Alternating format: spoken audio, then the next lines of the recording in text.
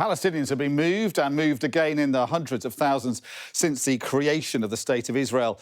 In the War of Israeli Independence in 1948, fought over what had been mandatory Palestine, 750,000 Palestinians fled or were expelled from their homes and villages on land that is now part of the State of Israel.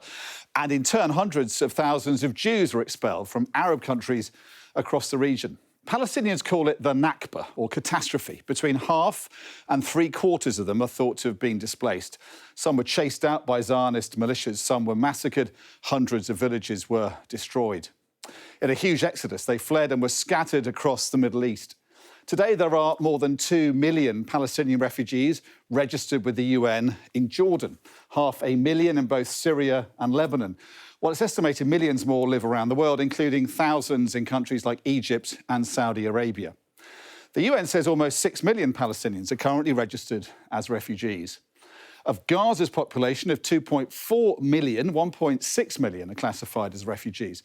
Now, they still have a right to return, they say, to the homes taken by Israel all those decades ago. In the last year and a half in Gaza, Palestinian refugees have been displaced yet again.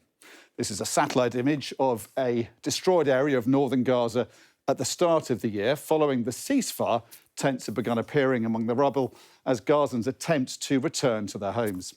Despite all they've been through, Donald Trump wants them moved again, this time never to return. They should be encouraged to live in other countries, he says, even though all of Israel's neighbours have ruled that out.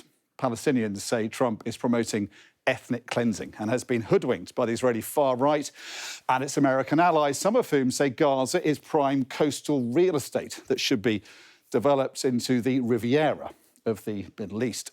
Some have even openly advocated for the reoccupation of Gaza with Jewish settlers, including members of the Netanyahu government, including this man, Itamar Ben-Gvir.